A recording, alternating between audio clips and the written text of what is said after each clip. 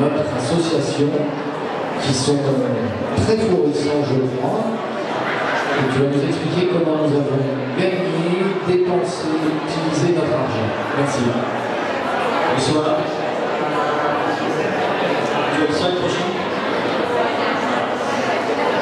Deux types de recettes, les cotisations aux membres et les frais de participation aux soirées, au repas et à l'obligation de la salle.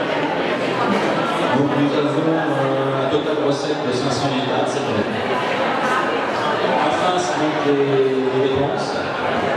Donc les frais de soirée sur les locations de la salle et les factures payées au restaurateur, 280 000 bahts. Nous avons acheté pour 28 000 bahts de matériel photo. Nous avons payé la moitié du site internet, donc 75 000 bahts. Et nous avons eu des frais de secrétariat de 80 000 bahts. Pas très élevé cette année parce que Thomas a assuré un intérim entre les deux secrétaires. Ce qu'on peut vous donner, c'est que les frais qui sont demandés, la participation qui sont demandées aux membres pour participer aux soirées, couvrent exactement ce que vous donnez soit l'Alliance française et le restaurateur. On est flat. Les cotisations, si on réduit les cotisations des frais de secrétariat qui sont les frais annuels, on va dire qu'on a un excédent par exercice à peu près de 100 000 bahts. Donc on a 100 000 bahts dépensés par exercice. Sur ces deux premiers exercices, on a investi dans le site internet de 150 000 bahts et on a acheté pour une trentaine de milliers de matériel photo. Ce qu'il faut retenir, c'est que si on continue sur la même allure, on a à peu près un budget excédentaire de 100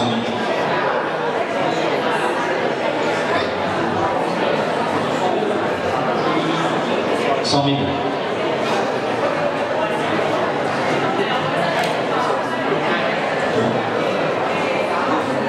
Est-ce qu'il y a des questions?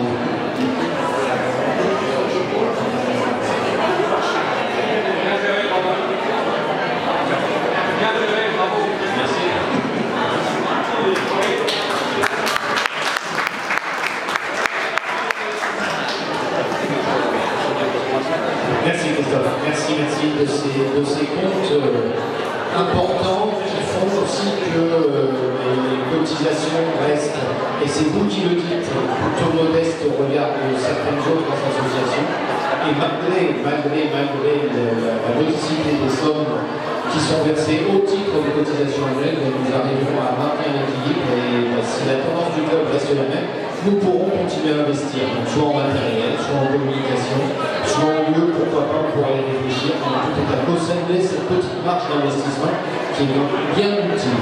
Merci en tous les cas pour cette bonne gestion et à votre contribution surtout.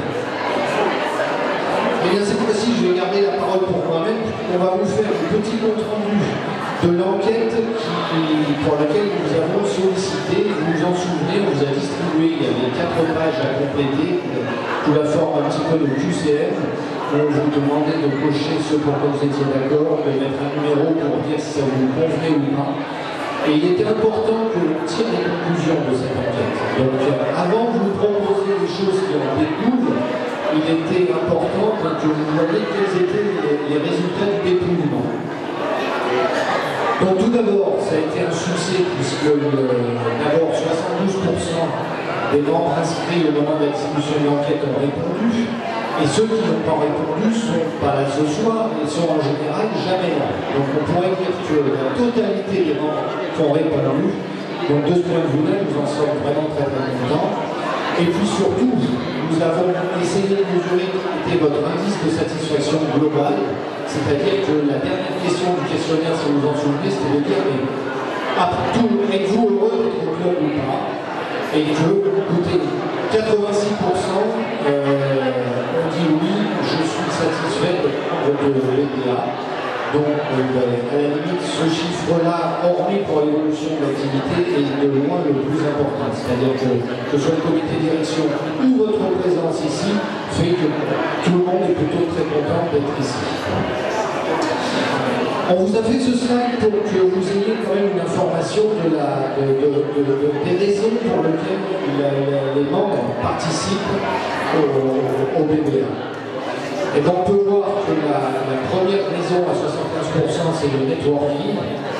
Donc on va en parler tout à l'heure également, mais sur le networking, on va essayer de faire évoluer les choses pour rendre encore plus efficace la mise en relation des gens au travers du club. Donc il y a des petites nouveautés qui vont vous être annoncées. Les informations utiles, le comité génomique ou une formation que nous échangeons, soit lors de repas, soit lors de sont efficaces et intéressantes pour tout le monde, vous les en témoignez. Et puis suit derrière l'activité Business Angel, 45%, c'est-à-dire que nous sommes 1 sur 2 satisfaits de ce qui se passe dans ce comité. Et puis bien évidemment, une partie non négligeable, c'est la dépense. C'est-à-dire qu'il y a un certain nombre de gens qui viennent pour passer un bon moment, pour rencontrer les amis ou pour se détendre tout simplement.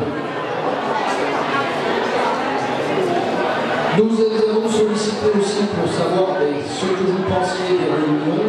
Donc je ne vais pas vous faire le commentaire sur les indices de satisfaction, mais simplement vous dire que, et c'est pour ça que nous avons tourné en rouge, et bien concernant l'apéritif, le dit, et la durée pour lequel vous étiez les moins enthousiastes, que concernant l'apéritif, ça peut faire sourire, certains d'entre vous ont dit mais c'est bien de vous poser la question sur l'apéritif, mais en fin de compte, quel apéritif?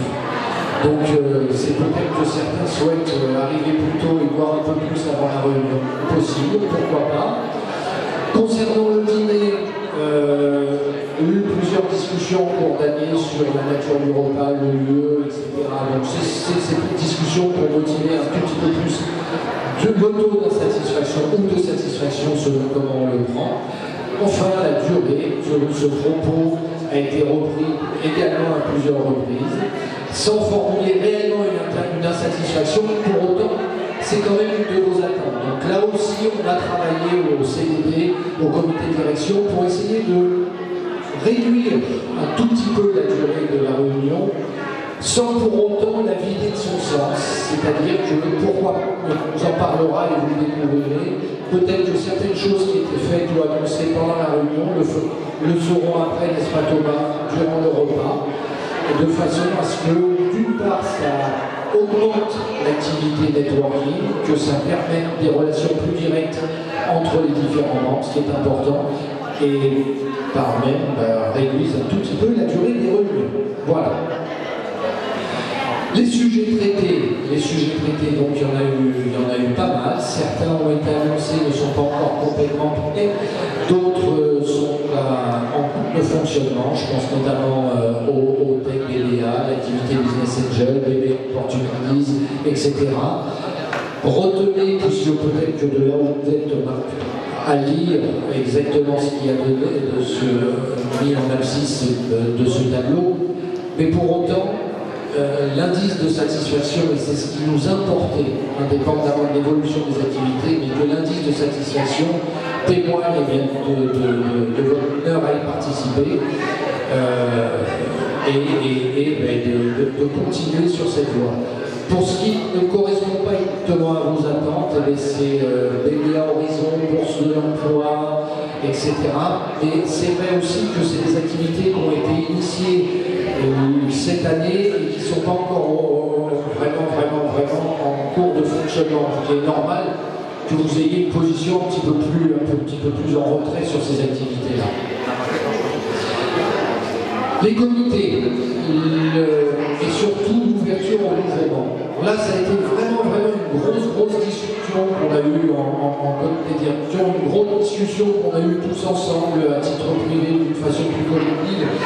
C'est de dire, écoutez, ce club aujourd'hui, on est 4 ou à peu près, on est sollicité, il y a des invités, etc. On fait quoi? On s'arrête à 80 et on dit on est entre nous et on reste comme ça?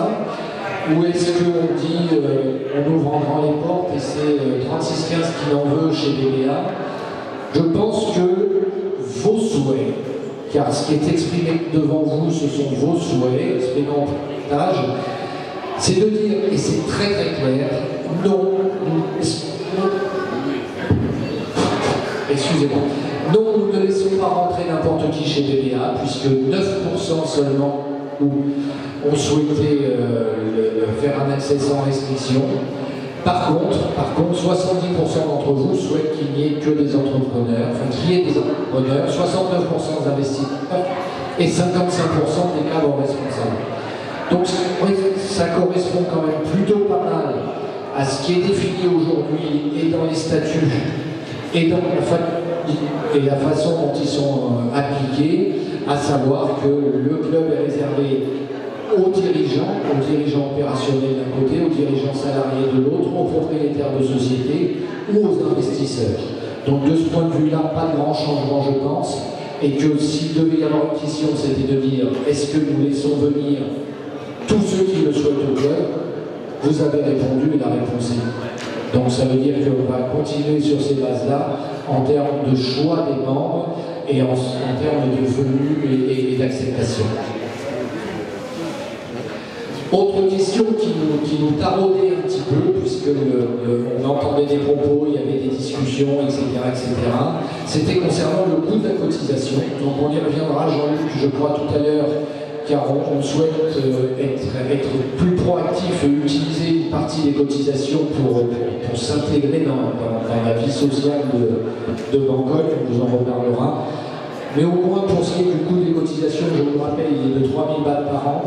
Je crois qu'une grande majorité d'entre vous ont précisé que la cotisation était normale et que si on y ajoute ceux qui trouvent que c'est pas cher, on est à 96%.